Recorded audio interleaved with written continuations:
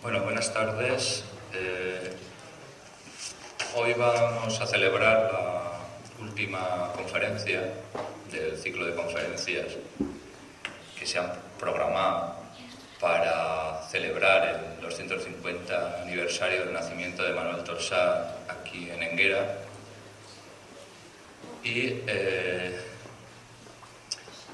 en principio la comisión que hemos organizado esta serie de conferencias, y no solamente esta serie de conferencias, sino también otros actos que a lo largo de todo el año hemos ido realizando, en principio, referido al ciclo de conferencias, pues allá por el mes de enero nos planteamos unos objetivos bastante modestos, porque el organizar este ciclo de conferencias pues estaba limitado en primer lugar, por el aspecto económico, y en segundo lugar, que las personas apropiadas que nos podrían dar mayor información sobre la vida y obra de Manuel Torsá, pues inicialmente nos parecían bastante inaccesibles. Con el transcurso del tiempo, nuestras primeras pretensiones, que ya digo que eran muy modestas, pensábamos solucionarlo con el personal de casa, en concreto con nuestro amigo Vicente Sá y con un compañero de trabajo que conocía la obra de Manuel Torsá, elaborar un PowerPoint sobre la vida y obra de Torsá y pasarlo en la escuela de primaria y en la escuela de secundaria, y con esto pues nos dábamos por satisfechos. La realidad, mirando ahora hacia atrás, pues es bastante distinta. Por un lado, hemos recibido aportación económica muy importante por parte, en primer lugar, del Ayuntamiento de Enguera, y después también colaboración por parte de la Diputación, la Consellería, la Embajada de México y la Universidad Nacional Autónoma de México, la UNAM. Y, en segundo lugar, estas personas que desde nuestro punto de vista eran las más indicadas para hablar sobre la figura de Manuel Torsá, al ponernos en contacto con ellas, pues nos facilitaron muchísimo las cosas y además no pusieron ninguna dificultad, incluso agradecieron que les hubiésemos invitado a participar. Solo me queda agradecer a todas estas instituciones que he nombrado y sobre todo a ustedes por la asistencia, y espero que la conclusión final de este año pues se haya conseguido el objetivo principal que nos planteamos esta comisión, que fue el que la figura de Manuel Torsá pues fuese conocida o más conocida, en primer lugar en su propio pueblo de nacimiento, y en segundo lugar, pues si ha salido al ámbito de la comunidad nacional, incluso internacional, pues mucho mejor, ¿no? Sin más, pues voy a pasar a presentar al ponente de hoy, que en principio el título de la conferencia pues iba a versar, y sí que se tocará parte de este título, que eran las relaciones culturales actuales entre México y España, y el ponente pues es don Jaime del Arenal Fenochio, que es abogado mexicano, agregado de la Escuela Libre de Derecho de la Ciudad de México, donde durante 29 años fue profesor de Historia de Derecho y también secretario académico. Estudió la maestría en Historia de México en la Facultad de Filosofía y Letras de la UNAM y el doctorado en Derecho en la Universidad de Navarra. Además, cursó estudios de posgrado en Historia del Derecho en la Universidad Complutense, Ha impartido clases en la Universidad Panamericana durante 27 años. Ha sido profesor invitado en el Colegio de Michoacán, en el Colegio de México, en diversas universidades de la República Mexicana, en la Universidad de Florencia y en la Universidad de Bari.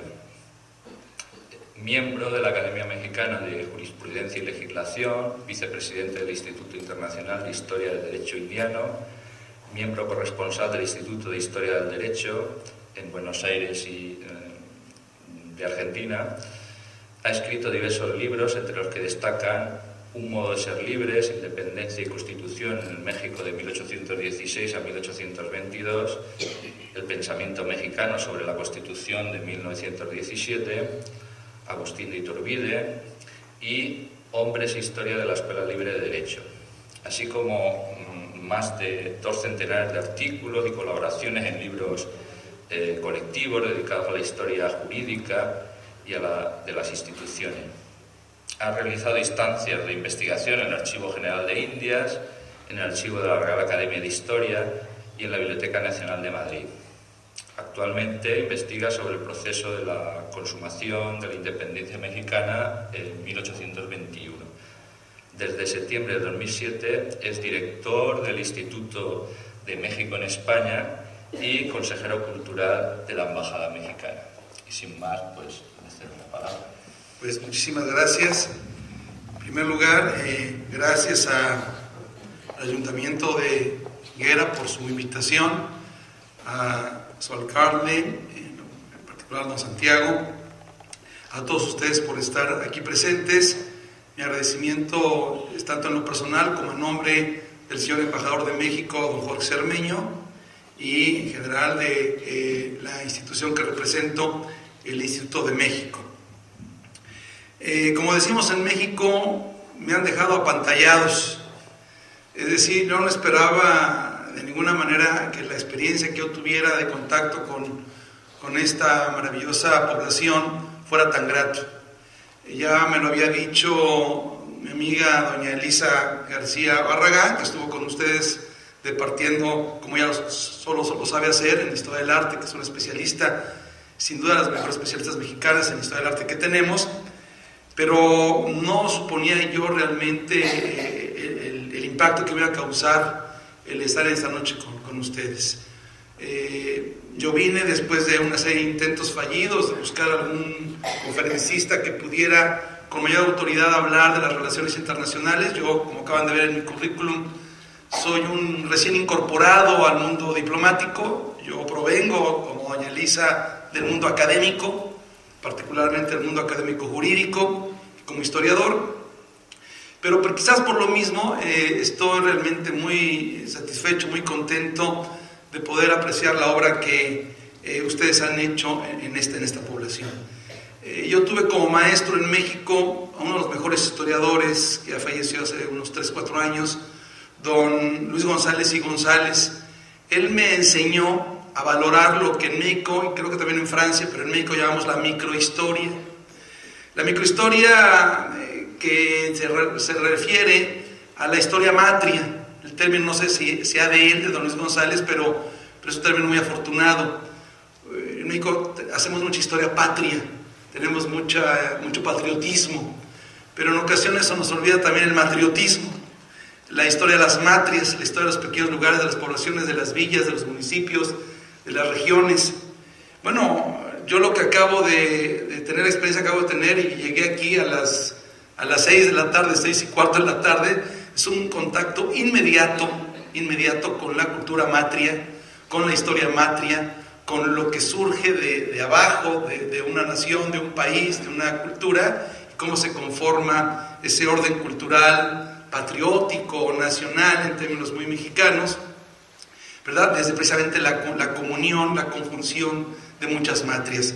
No tengo sino palabras de felicitación, de asombro, de azoro, ¿no? Como yo quisiera que muchísimas poblaciones de mi país tuvieran ese matriotismo que ustedes revelan en los 4 museos, ya no sé cuántos visité ahorita, 4 museos magníficamente hechos, con una dedicación, con un cariño, con un sentido, con un objetivo, con un enorme amor hacia el terruño. Entonces, en ese sentido, yo quisiera, un poco simbólicamente, en este ambiente de patriotismo, de localismo, ¿verdad?, de recuperación de lo que es, aquello que nos conforma como habitantes, pues dedicar esta conferencia evidentemente a don Manuel Tolsá, es cierto, pero también a mi maestro Luis González y González, que me dotó de esa sensibilidad que ahora comparto con ustedes y que felicito. Bueno, yo después de esto tengo que meterme en un tema un poco más amplio, más abstracto, quizás más político, como es el de las relaciones culturales entre México y España en la actualidad. Bueno, efectivamente, la experiencia emotiva que acabo de tener al visitar Enguera me va a permitir hacer una serie de puntos de contacto, de enlaces, para ver de qué manera queremos los mexicanos perfilar nuestras relaciones con los españoles en el presente y desde luego en el futuro.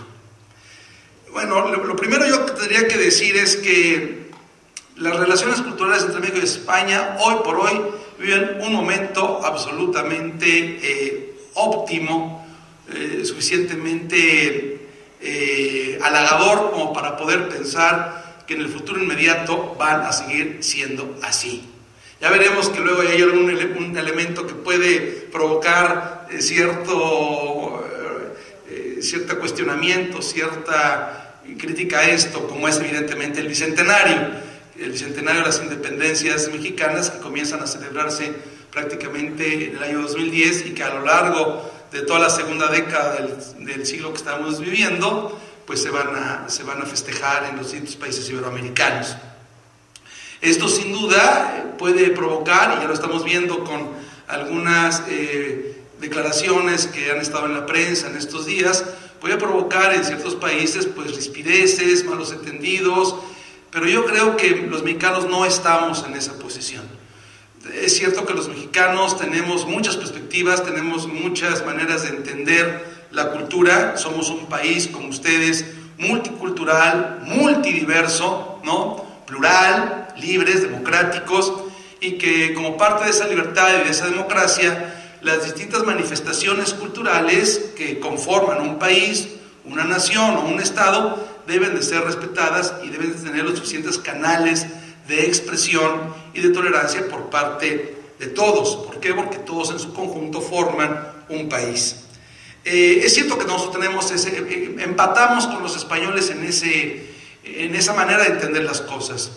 Es cierto que los mexicanos vivimos durante un tiempo un proceso de centralización cultural muy político, muy politizado, que sirvió en buena medida para fortalecer el concepto nacional, el concepto de nación. En México esto es particularmente interesante, a diferencia de España. ¿Por qué? Porque en México el concepto de nación se tuvo que construir como en buena medida como defensa a la avasalladora cultura norteamericana, que de por sí sus armas nos quitaron una mitad de territorio en una guerra nefasta a mediados del siglo XIX. Entonces eso hizo que los mexicanos fuésemos particularmente sensibles y particularmente esforzados por fortalecer un Estado nacional de alguna manera identificado con una cultura, con un modo de ser, con una bandera, con unos símbolos únicos y compartidos por todos, si bien había esta enorme diferencia multicultural a la que me he referido.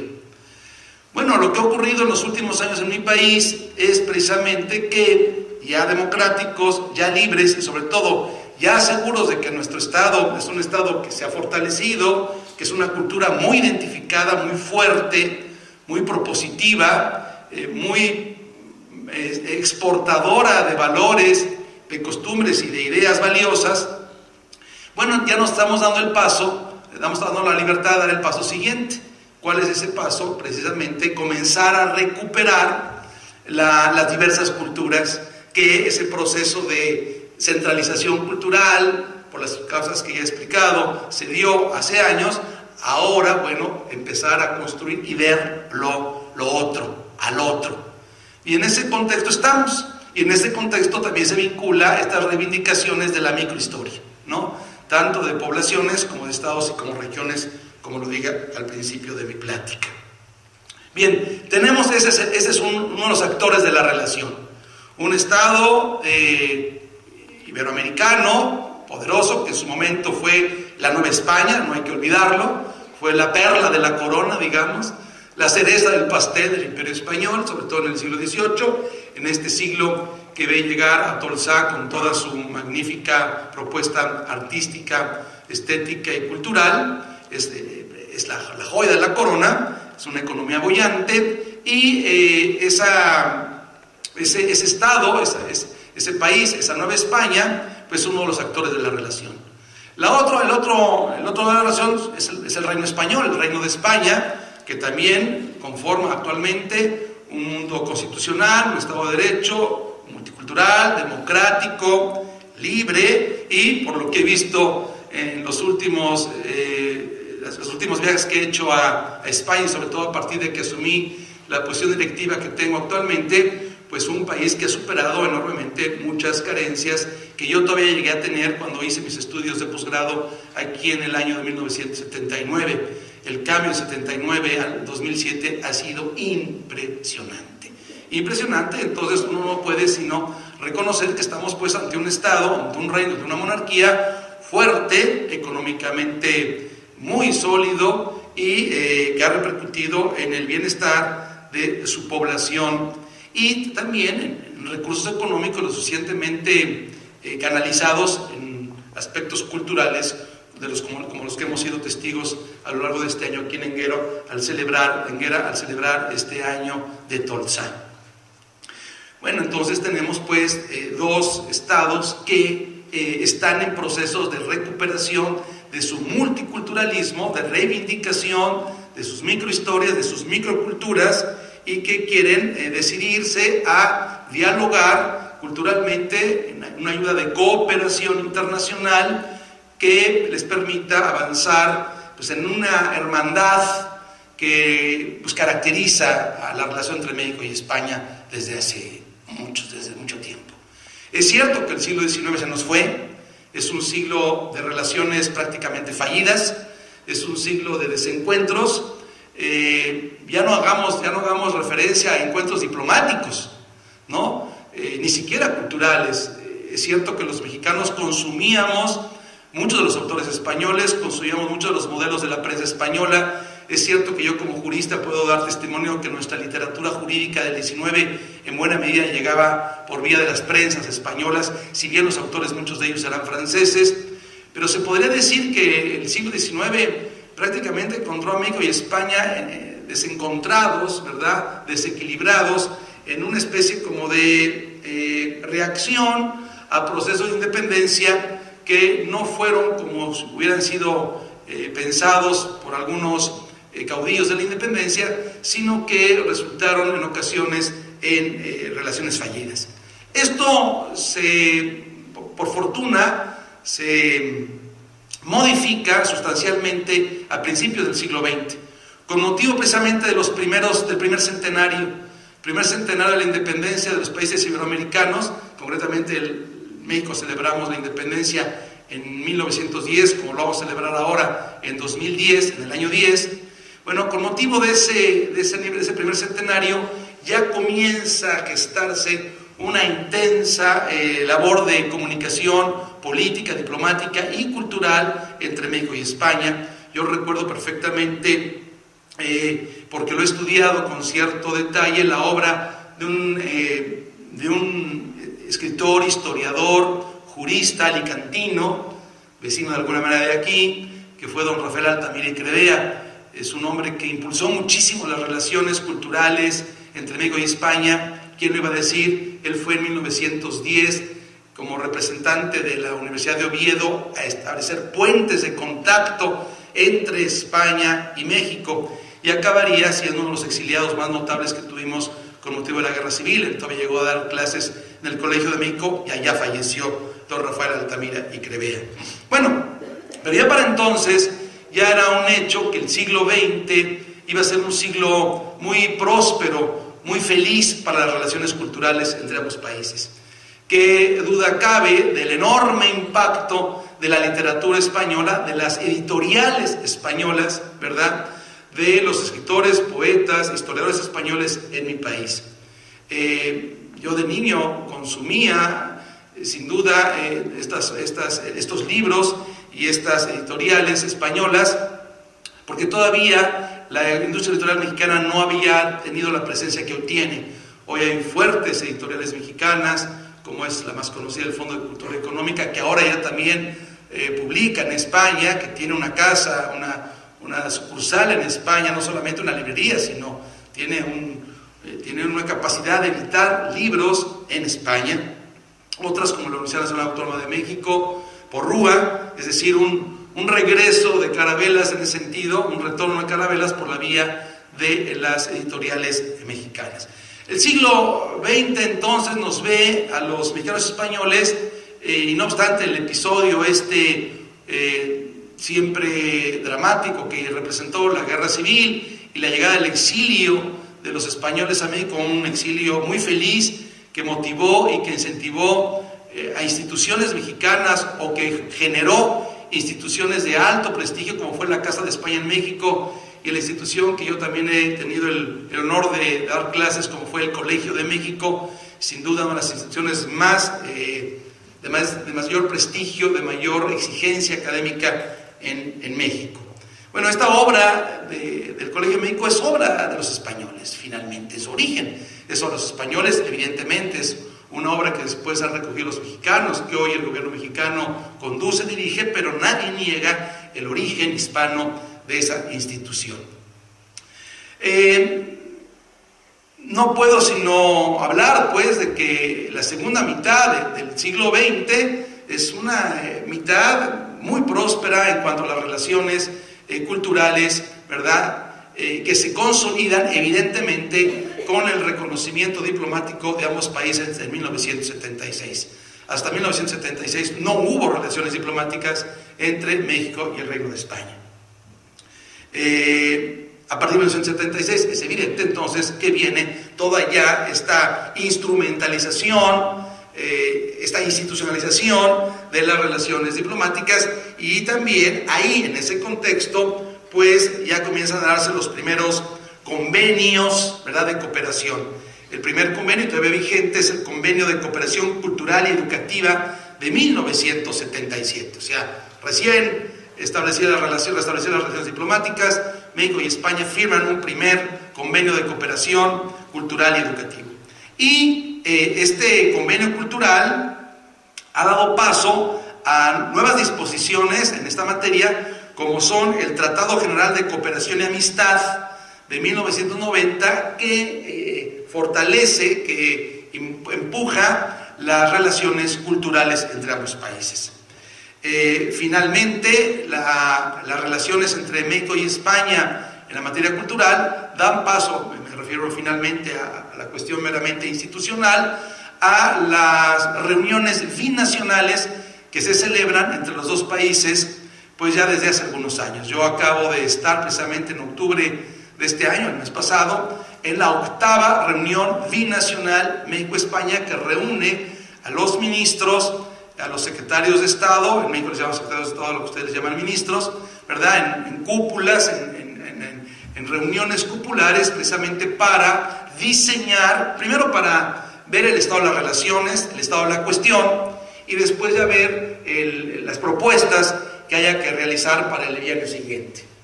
Desde luego, la que a mí me interesa analizar es precisamente la parte cultural y educativa, y concretamente en esta noche la parte cultural, que esas reuniones binacionales están siempre proponiendo o revisando.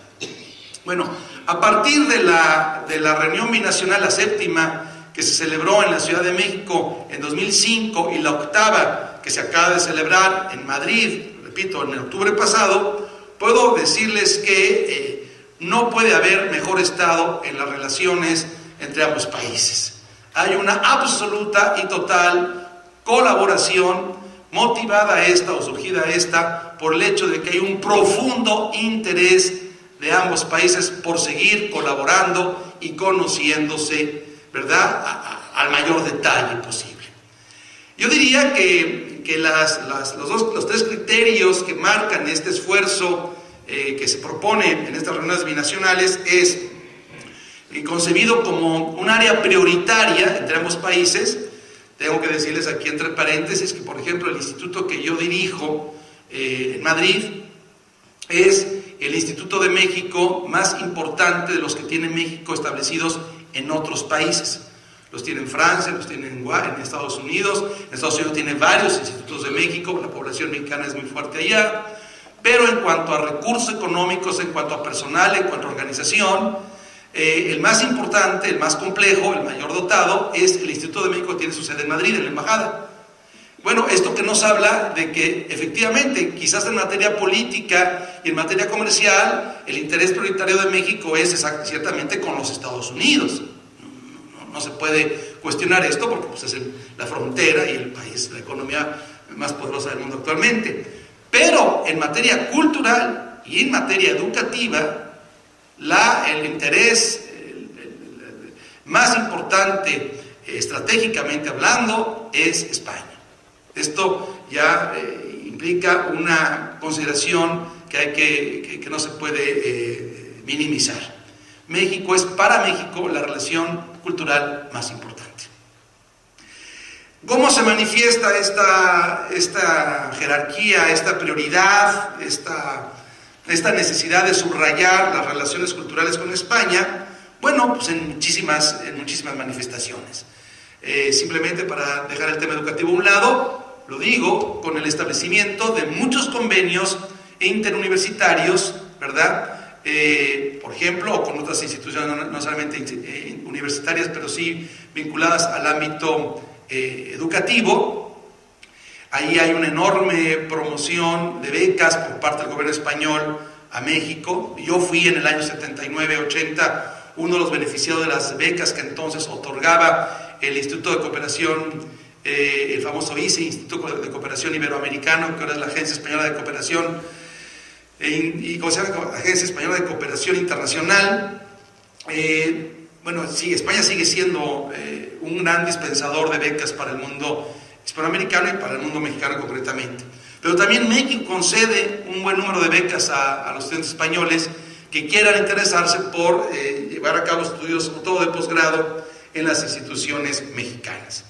Esto por lo que se refiere a la parte educativa, que no es el tema que nos compete hoy, nos compete el mundo cultural. Al margen también de los esfuerzos multinacionales que englobarían a no solamente España y a México, sino España, México y a la gran cantidad de países iberoamericanos, donde se encuentran proyectos tan interesantes como Ibermedia o como puede ser Iberescena, que son proyectos establecidos por España para fortalecer alianzas o celebrar alianzas para el cine o para las artes escénicas que beneficien tanto a España como a los países de Iberoamérica. Al margen de estos, repito, proyectos multiculturales, habría que hablar mejor de los esfuerzos biculturales, es decir, del mundo español y el mundo mexicano. ¿Cuáles son algunos? No puedo darlos todos, sería muy aburrido porque parece una lista de temas que no tiene caso. Me gusta mejor darle un sentido a toda esta plática. Pero ¿cuáles son, por ejemplo, algunos de los aspectos que están interesados en los dos países en propiciar en los próximos años?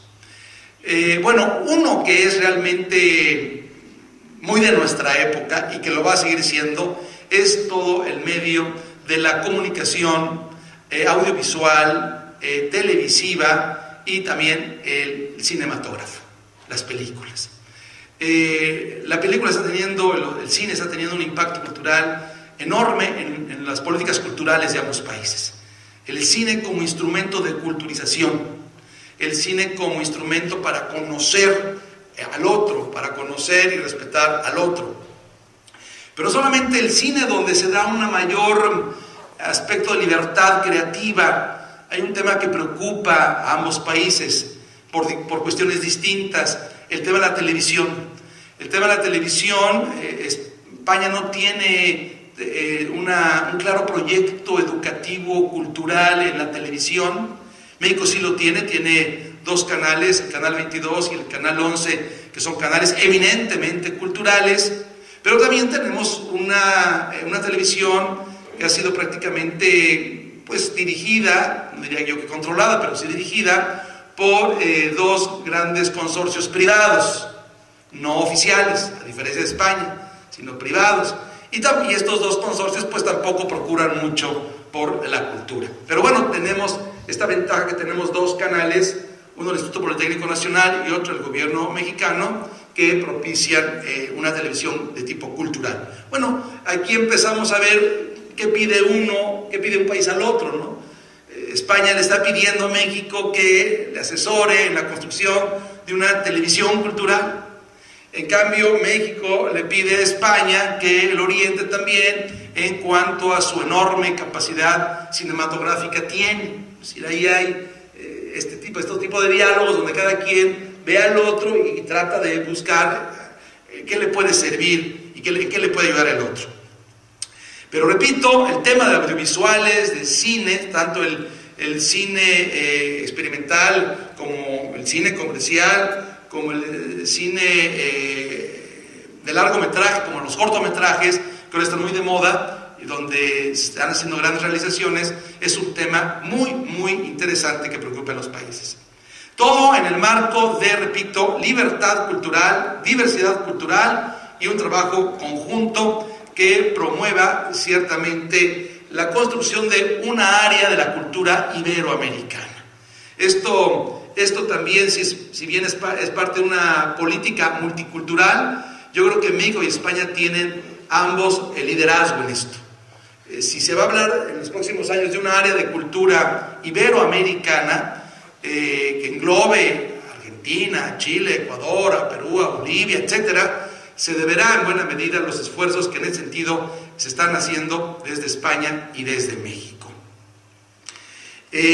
Como consecuencia también de estos intereses sobre el cine, la televisión, sobre el radio también, es evidente, hay otra cosa que preocupa a los países: el intercambio de realizadores y la formación de realizadores, directores, guionistas, directores de escena, etc.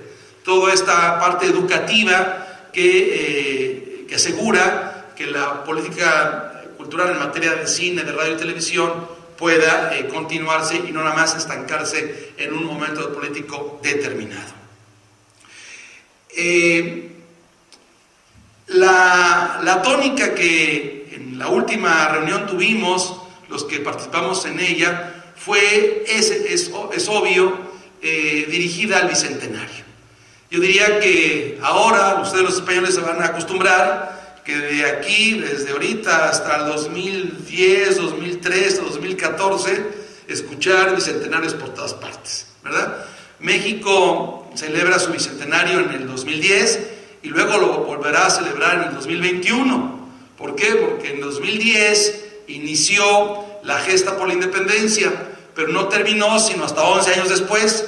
Entonces festejamos el inicio y en 21 vamos a festejar, ahora sí, ya la realización efectiva de la independencia. Pero no solamente le pasa a México, sino también le pasa a los argentinos, le pasa a los chilenos, les pasa a los venezolanos.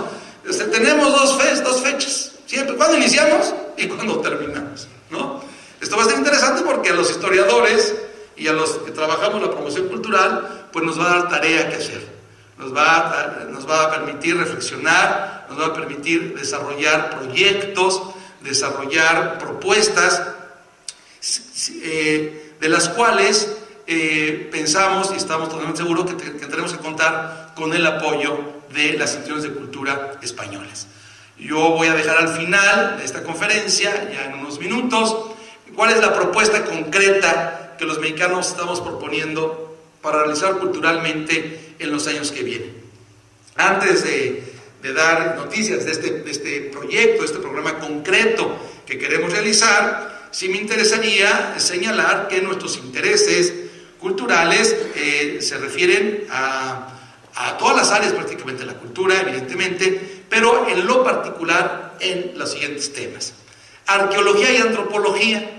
ahorita que estuve en el Museo de Arqueología aquí de Enguera. Bueno, los mexicanos también tenemos una rica historia arqueológica y estamos invitando a los españoles a que se sumen en el esfuerzo de organizar una magna exposición sobre el mundo teotihuacano. Los españoles conocen a los mayas porque van muy seguido a la península de Yucatán, a Cancún, a Chichén Itzá, ya los llevan a conocer las ruinas de Tulum.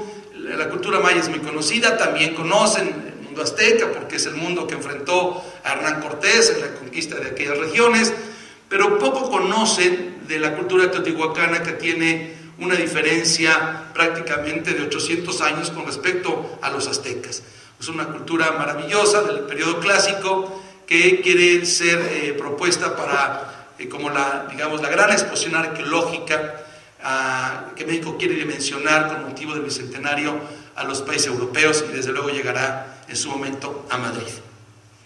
Otro tema que importa mucho, donde los mexicanos le estamos pidiendo, aquí pedimos ayuda, colaboración, porque creemos que tienen una mayor profesionalización, quizás una mayor experiencia y desde luego mayores recursos, es en el área de la conservación y restauración del patrimonio.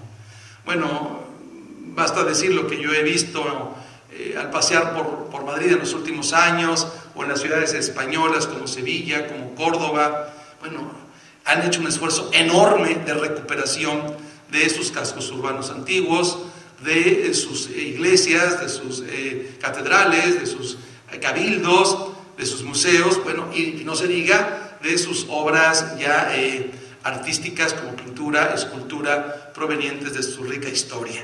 Entonces, bueno, la Escuela Nacional de Conservación y Restauración y Museografía, dependiente del Instituto Nacional de Antropología e Historia, solicita a España profesores, guías, orientación, criterios, para que realizar también muchas tareas de restauración que nuestro país necesita.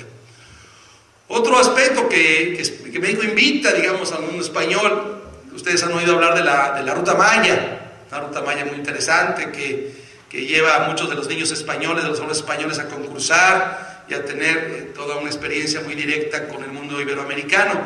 Bueno, ahora México también propone la Ruta Cortés, ¿no? La Ruta Hernán Cortés, es decir, una ruta que no solamente se enclave en el mundo peninsular yucateco, sino que permita conocer unas ricas zonas culturales, geográficas, naturales, de, digamos, el centro norte del país. Las Huastecas, Veracruz, San Luis Potosí, un rico mundo en el cual se encuentra la presencia cortesiana. Y bueno, diseñar este tipo de rutas que son en buena medida turísticas, pero el turismo también es cultura, y la cultura también se puede, ahora en nuestros días se está utilizando como promotor de un turismo más interesado en aspectos culturales que en aspectos del mero descanso y la mera diversión. En estas tareas de conservación del patrimonio, de restauración del patrimonio y de diseño de nuevas rutas para fomentar regiones culturales poco conocidas para el mundo español, sin duda tiene también una participación y una bienvenida, una invitación, mejor dicho, a las distintas comunidades autonómicas españolas. Ya hay un protocolo firmado en 2002 entre la Junta de Andalucía y el Instituto Nacional de Antropología e Historia, precisamente para impulsar los encuentros que permitan un mayor conocimiento de las relaciones culturales entre México y esa parte de España que, como ustedes saben, junto con Extremadura, son quizás las que tuvieron mayor impacto en los siglos XVI, XVII y XVIII. Ya para el siglo XIX y para el siglo XX va a ser mayor la presencia de gallegos, asturianos y cántabros, ¿no? Los que más van a llegar a impactar, digamos, el paisaje cultural y humano de México. Estas iniciativas culturales han podido canalizarse ya a través de instituciones. Es un gusto saber, por ejemplo, que yo represento al Instituto de México en España. ¿Para qué está ese instituto? Precisamente para esto, para llevar a cabo esta presencia mexicana en las poblaciones, en las ciudades, en los museos, ¿verdad? En los grandes eventos culturales que se realizan en España. ¿Mi tarea cuál es? Mi tarea es promover el conocimiento de México a los españoles. Esa es mi tarea, traerles a México aquí, ¿no? Presentárselos, vaya. Pero también ustedes tienen en la Ciudad de México un centro similar, se llama el Centro Cultural de España, que está presente en el mero centro histórico, a espaldas de la maravillosa Catedral de México, que también resulta ser en buena medida obra de Tolsá. No toda, evidentemente, porque tiene muchísimos siglos de construcción, pero la parte final, ya lo aprendieron, ya lo saben perfectamente, la parte final, esa maravillosa cúpula, esas tres maravillosas esculturas de las virtudes teologales, todas son precisamente de Manuel Tolsá.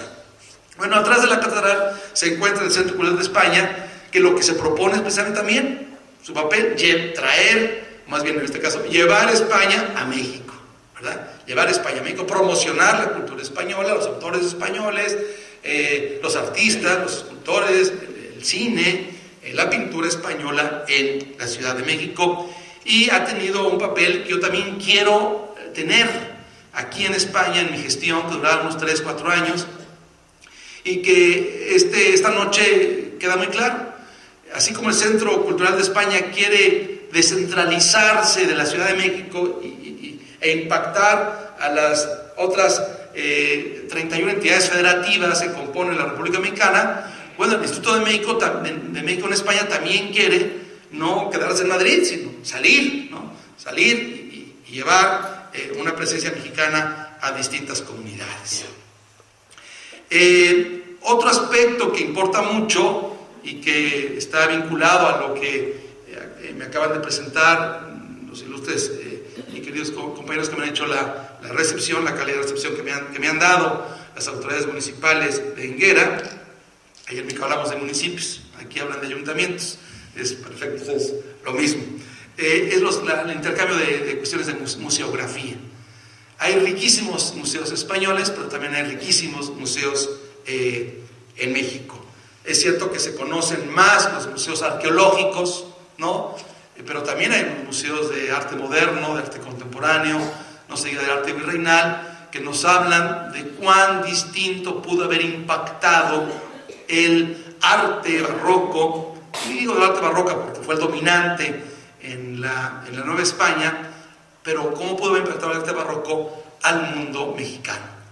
Y aquí se me abre un interrogante que yo no sé si alguno de los conferenciantes lo hayan tratado, yo no lo sé, sería cosa de preguntárselo a Elisa García Barragán. ¿El mundo mexicano habrá forzado, habrá condicionado, habrá forzado a Manuel Tolsá para en su quehacer artístico? Es decir, ¿se notan elementos mexicanos en la obra de Tolsá?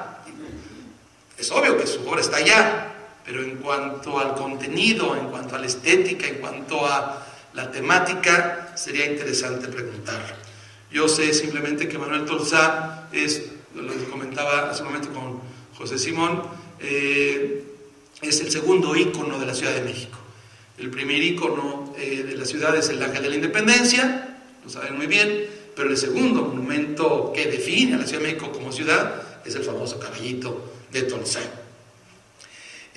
Certámenes, eventos como el que hubo el año pasado, el Festival de Mar de Músicas, bueno, el que se está realizando actualmente en Zaragoza, México DF en Zaragoza, el Festival Cervantino que se realiza en 2008 en Guanajuato, pues representan estos eventos, estos festivales que reúnen intensamente a autores, actores, ¿verdad?, directores, tanto españoles como mexicanos.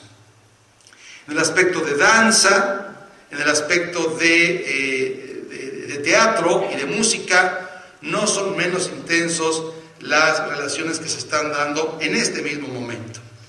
Todo este esfuerzo dirigido al establecimiento o a la organización de un primer Congreso de Cultura Iberoamericana que se celebrará precisamente en el otoño de 2008 en la Ciudad de México. El primero se va a celebrar en México, después otros celebrarán en otras capitales del mundo iberoamericano y después llegará seguramente a España, pero el primero se va a celebrar en México y va a ser una magnífica oportunidad precisamente para replantear estas relaciones culturales con vistas a las celebraciones y conmemoraciones de los distintos bicentenarios.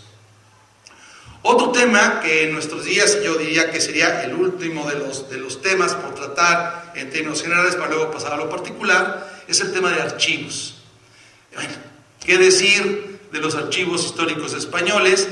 ¿Qué decir del enorme esfuerzo que está haciendo el gobierno mexicano por recuperar sus archivos municipales, sus archivos diocesanos, sus archivos de las capitales de los estados de la República, de sus archivos nacionales? Aquí creo que España tiene también muchísimo que aportar en un esquema de colaboración cultural con mi país.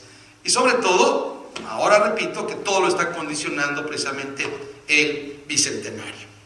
Termino, para dejar un poco de tiempo a sus preguntas o a sus inquietudes, termino presentándoles el proyecto. Todavía es un proyecto, no está totalmente autorizado, todavía no está totalmente acabado, de cuál va a ser la gestión cultural a realizar en los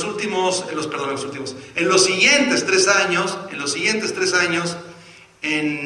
por parte de México en España. Bueno, se trata de un proyecto cultural al cual desde este momento invito a todos ustedes, a las autoridades de Enguera y a los habitantes de Enguera a que se sumen de alguna manera, ¿no? El tema es muy elemental. El proyecto se llama 200 años de México en España. Es el proyecto. Es decir, ¿de qué trata el proyecto? Se trata de una cosa muy elemental, muy sencilla. Hace 200 años, o poco más de 200 años, nace un país, surge un país.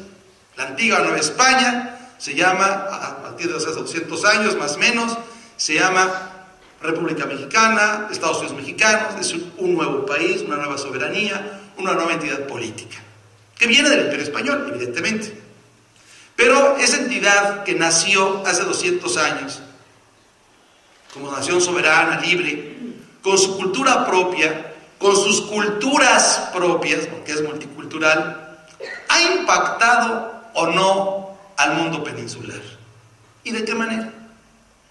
Es decir, al margen de que se hagan otras celebraciones, y cada quien en México tenga que hacer lo que tenga que hacer, creo yo que una misión como la que yo represento, que es precisamente el Instituto de México en España, se debe de proponer hacer reflexionar tanto a los mexicanos como a los españoles de cuáles han sido las consecuencias de que haya surgido en el concierto de las naciones un país llamado México, o no ha tenido ningún impacto. Y yo propongo muchos temas a explorarse, ¿no? Yo no sé cuándo se puedan realizar ya después, hacia el 2010, una tarea que quiero que comience en el 2008, que se realice en el 2009 y culmine en el 2010 y se siga hasta el 2021, cuando realmente se celebre la fecha de la consumación de la independencia mexicana. Por ejemplo, se nos ocurre a los que hemos diseñado este programa, ¿cuál ha sido el impacto de las colonias de mexicanos en la península ibérica? ¿Cuál ha sido el impacto de los inmigrantes, de los estudiantes, de los exiliados? También México ha tenido exiliados. Ha habido exiliados mexicanos que han vivido en España, ¿sí? ¿Cuál ha sido, por ejemplo, la presencia indígena mexicana en España? Nula, poca, tenue. ¿Ha impactado mucho, poco? No lo sé. ¿Cuál ha sido la presencia ya de mestizos? De un nuevo mestizaje, ¿no? De hijos de españoles y de mexicanos que finalmente han decidido vivir en España. Allá en México estudiaremos cuál ha sido el impacto de los españoles en México. Aquí lo que interesa es ver el lado contrario. Y ahora que se tiene la doble nacionalidad, que se puede tener la doble nacionalidad, ya serán mexicanos y españoles, los dos. Ya no serán nada más españoles, nada más mexicanos, serán mexicanos y españoles. Luego también ver el tema de los retornos españoles. Por ejemplo, los indianos, me refería yo hace un momento a asturianos, gallegos y cántabros, ¿no? Santanderinos o montañeses les llaman también. Bueno, estos indianos que regresaron. Yo que conozco esa parte de España poco, pero de la cual yo provengo de una familia asentada en Potes, en un lugar que se llama Armaño, en Santander, de ahí viene mi familia. Bueno, sé que es una zona plagada de lo que se llaman los indianos. Iban, hacían la América y regresaban. Bueno, y regresaron igual, regresan igual o se modificaron. Los regresos españoles después del exilio, después de la guerra civil, ¿no? Los diplomáticos españoles, los estudiantes españoles que han estudiado allá y que regresan, ¿vienen igual o vienen cambiados? También me interesa dar a conocer el país y el paisaje. Como no puedo traer al territorio mexicano a España, no se puede mover. ¿Cómo lo traigo? Pues a través de mapas, cartografía, cuadros, películas, postales, fotografías, videos, documentales, ¿no? Así ha llegado a conocerse el paisaje mexicano en España. Luego, historias compartidas, sin duda la parte más polémica, la parte más ríspida, ¿no? Historias compartidas. Pero historias compartidas donde los españoles hayan tenido un particular interés por lo que está ocurriendo en México. Por ejemplo, la crisis del año 8. El año que entra ya aquí en España y en América vamos a reflexionar sobre la invasión napoleónica. Lo tenemos que hacer a nivel conjunto. Fue una invasión que afectó no nada más a la península, sino a todo el mundo hispánico y que a la larga provocaría las independencias. Los años de la insurgencia, las independencias pactadas. En México, la independencia de México se pactó. Los mexicanos no obtuvimos nuestra independencia a base de guerras, pleitos y luchas sangrientas. Finalmente eso fue un periodo que terminó hacia 1816. La independencia mexicana se obtiene a través de un pacto, de un acuerdo, de un tratado entre españoles y mexicanos. Luego la famosa intervención tripartita en los años 60 del 19, cuando Inglaterra, Francia y España van allá a invadir México. El tema de 1910 y la Revolución Mexicana, la Guerra Civil y el exilio republicano español, los 40 años de distanciamiento cultural entre ambos países. Habrá que analizarlos, habrá que ver de qué manera impactaron la cultura española. Aquí traigo un tema que quizás los más de mi generación y más viejos que yo podrán dar testimonio. Durante esos años yo creo que de México se sabía mucho de Cantinflas, mucho de Jorge Negrete y mucho de Pedro Infante, pero yo creo que de lo que pasaba en México no se sabía más. Como también nosotros, yo me eduqué en una juventud donde oía a Pili Mili, a Rocío Dúrcal y a Joselito y se acabó. Es lo que yo iba a ver, pero yo no sabía lo que ocurría en España en realidad. Eran años de distanciamiento, pero culturalmente. Esa es la España que llegaba a México, la España de Marisol, ¿no? La España de Marisol. Espero que todavía sepan quién sea de Marisol, yo sí me acuerdo, pero en fin. Luego habría que ver y analizar el tema de la cultura diversa, ¿no? Artes escénicas, artes plásticas, literatura, impresos, arquitectura y urbanismo. Ya aquí hay una estatua de Manuel Tolsá. Manuel Tolsá es español, fue español, sí, es de aquí, de Enguera.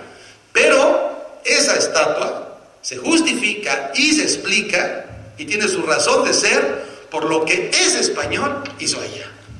Es a lo que me refiero. ¿Cómo ha impactado allá, aquí? Ya los impactó a ustedes con una estatua. Esa estatua ya está impactado el espacio público, ¿no? El nombre de la calle, que seguramente hay una calle que se llama así, ¿no? No sé si una escuela, el museo me decía, la Casa de la Cultura. No, pues esta Casa de la Cultura se llama así. Bueno, en español sí, pero allá. La cultura, la arquitectura y urbanismo, el callejero, ¿no? Los monumentos, los arquitectos. La cultura popular, artesanía, música, el mariachi, ¿no? La canción popular, los bailes, el corrido, últimamente los cómicos, Cantinflas, últimamente la lucha libre. Parece que ahora en Zaragoza causó un hito haber llevado luchadores mexicanos ahí en la Plaza del Pilar. Fue un acontecimiento verdaderamente excepcional, ¿no? La población se volcó a ver a dos luchadores mexicanos. Bueno, a mí la lucha libre no me gusta, pero parece que fue muy interesante. La cultura religiosa, devociones, el guadalupanismo, ¿no? La Virgen de Guadalupe, iglesias y templos, instituciones religiosas. Los Legionarios de Cristo es una institución mexicana, es una organización eclesiástica mexicana, por decir algo. No sé si haya más, debe haber otras, pero doy un ejemplo. Escritores sagrados, oratoria, canonistas y teólogos, seminaristas y sacerdotes. Durante muchísimos años, los sacerdotes mexicanos se formaron. Ustedes saben que hubo, en la cuestión del 17, hubo una guerra civil, la guerra cristera. También tuvimos una guerra civil nosotros, la guerra cristera. No tuvo las dimensiones, de luego, que la guerra española, pero una guerra también muy fuerte. Esta sí exclusivamente por motivos religiosos, que impidió que las relaciones entre la Iglesia y el Estado mexicano fueran normales, transparentes y claras durante, pues, 50 años, no más, 70 años. Y sin embargo, en ese momento el clero mexicano se formaba en España. Venían a formarse a los seminarios españoles de jesuitas o de otras órdenes, o en Roma también, pero mucho del clero mexicano se formó en España. Bueno, no dejaron nada, no dejaron ninguna huella, vinieron y se regresaron, ¿o qué ocurrió ahí? Bueno, y la gama de temas sería, en el aspecto cultural, sería muy interesante: tauromaquia, cultura jurídica, etcétera, etcétera. Luego habría que estudiar la cuestión educativa, los académicos mexicanos que han sido recibidos en academias españolas, las becas y becarios, las instituciones mexicanas que han tenido su sede ya en España, Fondo de Cultura Económica, el Colegio Mayor de Guadalupe, ¿no? Los acervos de las bibliotecas españolas se han enriquecido con libros mexicanos, con editoriales mexicanas. ¿Qué libros mexicanos hay en España? ¿No? Congresos, seminarios y coloquios son contactos que en los últimos años han incrementado muchísimo. La presencia de la UNAM y otras instituciones es cada vez más fuerte. Y un tema muy interesante que a mí se me ocurrió también cuando hacía este tipo de proyectos: militares y marinos. Los militares y marinos mexicanos también llegaron a formarse en academias militares y navales, o no, o a partir sobre todo de las relaciones, del desarrollo de las relaciones, o no, habría que checar. Un tema que es muy bonito, el tema de viajes a España desde México, ¿no? Viajeros y turistas, ¿no? ¿Cuánto del amor que los mexicanos tenemos, el cariño que tenemos por España, se debe a nuestros viajeros y a nuestros turistas, que llegan diciendo una conclusión, después de andar por Praga y por Oslo y por Helsinki y por San Petersburgo y por París y por Roma y por Florencia? Llegué a España y me sentí como en mi casa y pude mejor comer. Bueno, eso es cualquiera, o sea, turista, típica conclusión de turista. Pero también hay las conclusiones de los viajeros. No es lo mismo el turista que el viajero. El viajero aprecia, valora, considera, sopesa, concluye, escribe, deja testimonio. Habría que ver también, desde la perspectiva española, cómo ha impactado la presencia de turistas y de viajeros mexicanos, ¿no? Parece que tenemos buena fama los turistas mexicanos en España, parece. Al menos mi experiencia siempre es esa, ¿no? Pero eso habla entonces de un turismo que deja una buena huella, un buen nombre. Luego, dos temas más, uno muy interesante que a lo mejor ya ha repercutido en su estómago y ya hay que hablar más brevemente porque el hambre arrecia. Le puse tacos, moles, chiles y aguacates. Tacos, moles, chiles y aguacates. ¿Qué es eso? Son comida mexicana. La comida mexicana impacta a su mesa, no digo que diaria, pero de vez en cuando, o no. Las bebidas, las coronitas, un buen tequila de vez en cuando. Los restaurantes mexicanos, ¿hay o no hay? ¿Dónde hay? La mesa española, ¿no? Los hábitos de comer. ¿Hemos podido influenciar o no a la cultura española?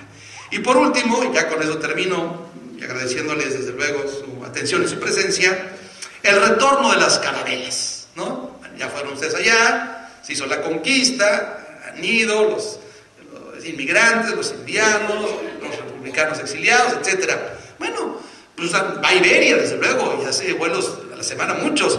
Bueno, también regresa aquí a Aeroméxico y Mexicana de Aviación, o sea, también vienen líneas aéreas mexicanas que transportan a mexicanos y españoles. Empresas y empresarios, ¿verdad? En el campo del cemento, en el campo de los alimentos, ¿verdad? Hay empresarios mexicanos aquí en España. Deportistas, bueno, lo único que sé del deporte, que el deporte no creo que se me da mucho a mí, pero bueno, sé que Hugo Sánchez es mexicano y que fue el pentacampeón y el pichichi, y ahora está Rafa Márquez y está, bueno, nada más se ha bajado al Real Madrid, en Valencia no sé si haya habido mexicanos, no me imagino que haya. Festivales y tradiciones. Yo lo único que sé es que ahora en Navidad, que se acercan las Navidades, ya hay un fuerte intento porque se celebren posadas en las calles madrileñas, cantar la posada y se rompa la piñata. Bueno, una presencia que está ahí. ¿Cómo le llamamos a eso? Presencia cultural. La filatelia y la numismática. Ahora que vemos las monedas romanas y las monedas íberas que me estaban enseñando, bueno, los timbres, allá les llamamos timbres, aquí les llaman sellos, ¿no?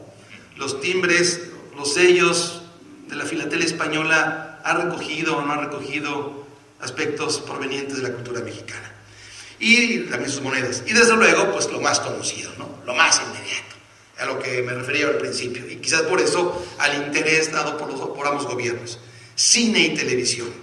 Películas, las horrorosas telecomedias mexicanas, ¿no? Y noticieros, cómo han podido impactar inclusive los modos de decir las palabras, cómo han podido impactar inclusive los tonos, cómo han podido inclusive también atraer, ¿verdad?, a muchos iconos, ¿no?, artistas, estrellas personales como Chespirito, ¿verdad?, que pues de alguna manera forman parte de un patrimonio común entre ambas naciones.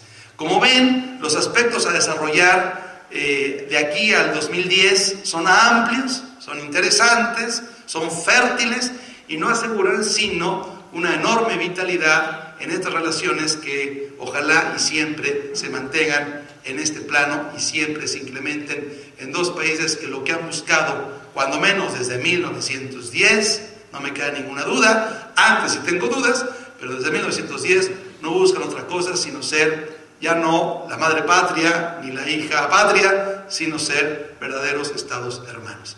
Muchísimas gracias por su atención.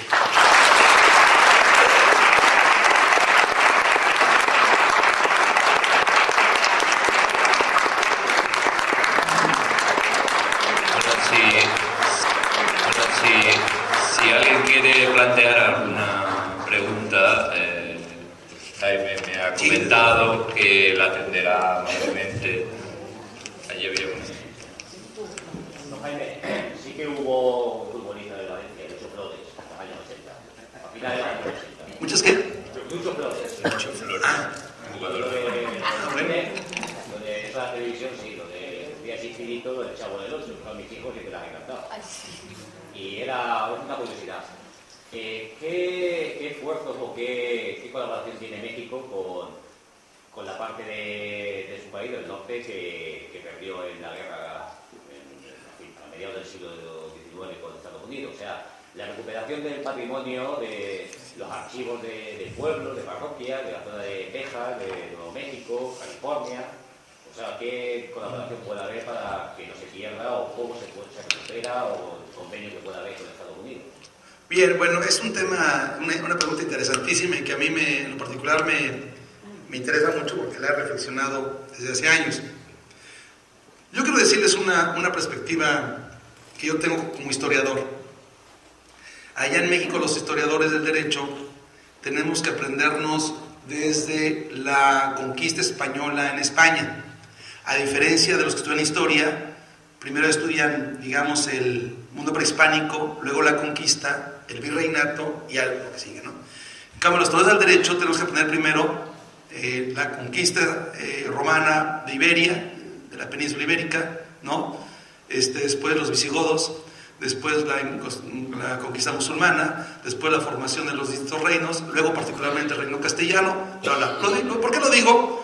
Porque si de algo estoy absolutamente seguro, es que desde el siglo IX, cuando don Pelayo comienza a bajar del reino asturiano hacia el sur, el mundo ibérico no ha dejado de moverse.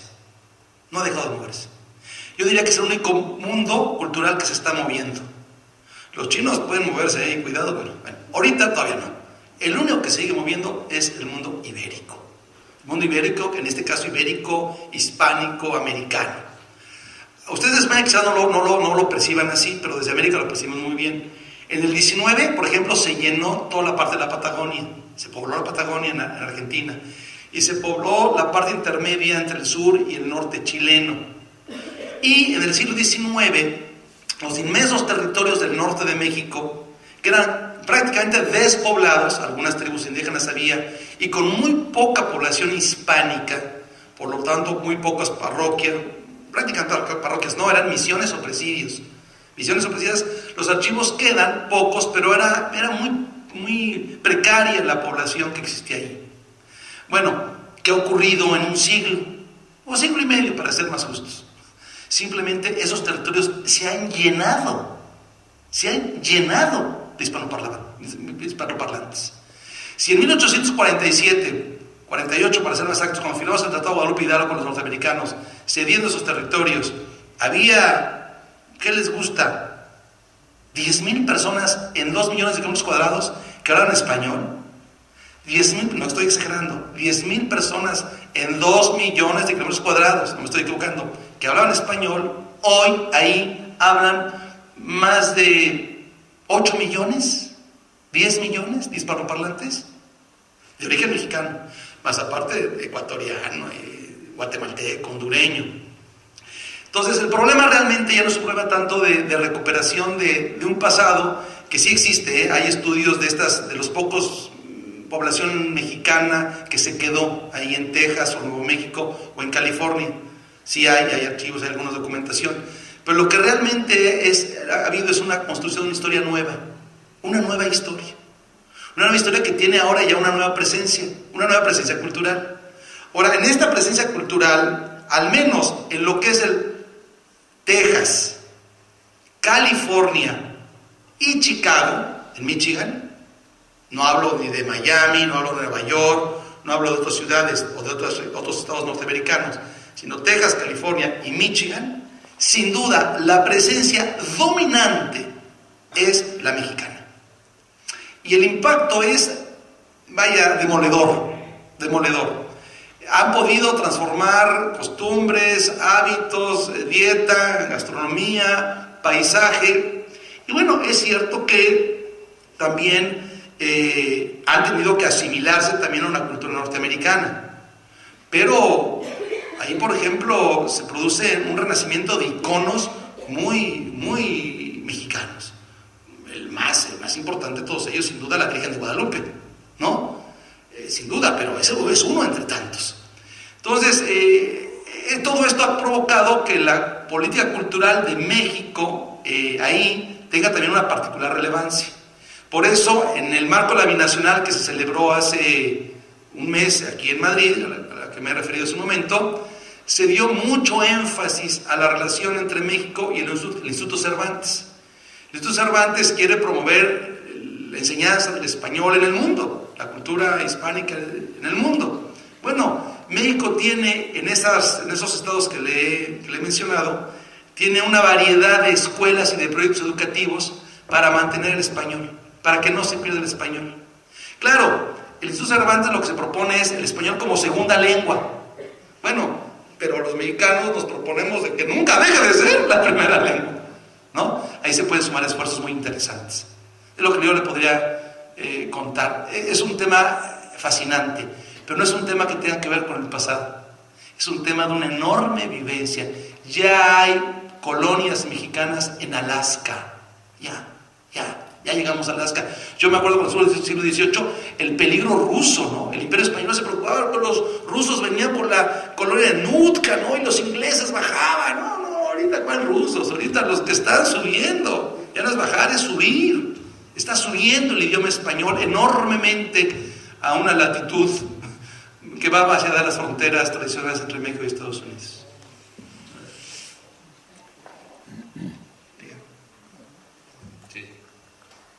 Hay un problema cuando los estudiantes mexicanos o hispanos vienen aquí a España, tienen problemas para equiparar sus estudios con los nuestros. Ese es un problema que ustedes, depende de aquí de España me imagino, pero también tienen que ustedes meter mano los países hispanos, porque les cuesta muchísimo equiparar sus estudios, a veces tienen que revalidarlo todo, o seminarse aquí, seminarse allá. Sí, pues dígamelo a mí que traigo 2 hijos, traigo uno en la Universidad Complutense estudiando letras hispánicas y tengo otra chica en primero de bachillerato de ustedes que corresponde al segundo de bachillerato de allá. Sí, lo sé, y también en el marco de la binacional se trató este tema. No hemos llegado todavía a un tratamiento de homologación, yo diría que perfecto, pero simplemente que avance más. Hay muchos trámites y sufren mucho los muchachos, es muy dilatado, es muy burocrático. Sí, en la política cultural mexicana ahí hay un foco rojo, un foco de atención prioritario. Estamos en cada reunión que se sostiene entre las autoridades educativas españolas y mexicanas, siempre sacando el tema de la homologación de estudios. Yo, de hecho, se lo digo en lo personal, sufrí esa carencia de homologación. En el año 79 que vine a estudiar a España, yo venía por un año y me enfrento, ahorita mi título de abogado, de jurista. No había entonces todavía ningún convenio, pero para nada, de homologación de nada. Entonces mi director de tesis, el que pensaba ser mi director de tesis, me dijo: ¿a qué vienen ustedes, Jaime? Pues estudiar Historia del Derecho. ¿Vienes a estudiar Historia del Derecho o estudiar el Derecho español para después obtener la homologación que le permita también ser jurista español? No, yo quiero ser Historia del Derecho. Bueno, olvídese de cualquier trámite, deje los trámites, ya está inscrito en la universidad, dedíquese a estudiar Historia del Derecho. Y me hice Historia del Derecho, pero por las dificultades que implicaba esas cuestiones de trámites. Sí, les cuesta mucho, es un vía crucis, pero hay una atención decidida al gobierno mexicano para tratar de resolver esta problemática.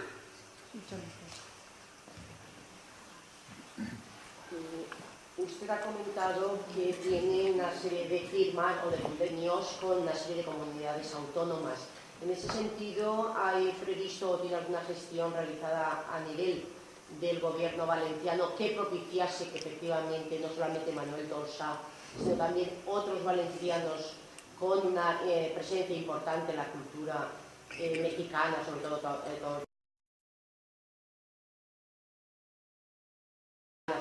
el tema de creación de misiones californianas y demás, ¿cree que eso podría propiciar, digamos, volver a poner a esas figuras en la actualidad? Sí, sin duda, se trata de eso. Se trata de eso, máxime que ahora yo he aprendido, desde México estas cosas no se saben, pero desde España se aprenden, y más por mi trabajo, de que los esfuerzos culturales ya no dependen tanto de un ministro de cultura. Parece que es un tema que ya está prácticamente, no sé si totalmente descentralizado, ¿no? Es decir, que se ha transferido a las comunidades. Todos ahora lo que nosotros pensamos que era muy fácil, que era firmar convenios con el Ministerio de Cultura, pues nos damos cuenta que no, que ahora hay que firmar con el Ministro de Cultura y además firmar con los encargados de cultura de cada comunidad. Y en ese sentido también traigo yo esa misión, de propiciar, de facilitar la firma de convenios con las comunidades valenciana, andaluza, gallega, etc. ¿Por qué? Porque ahí está el interés de los españoles, y ahí están los apoyos, ahí están los recursos, ahí están las políticas.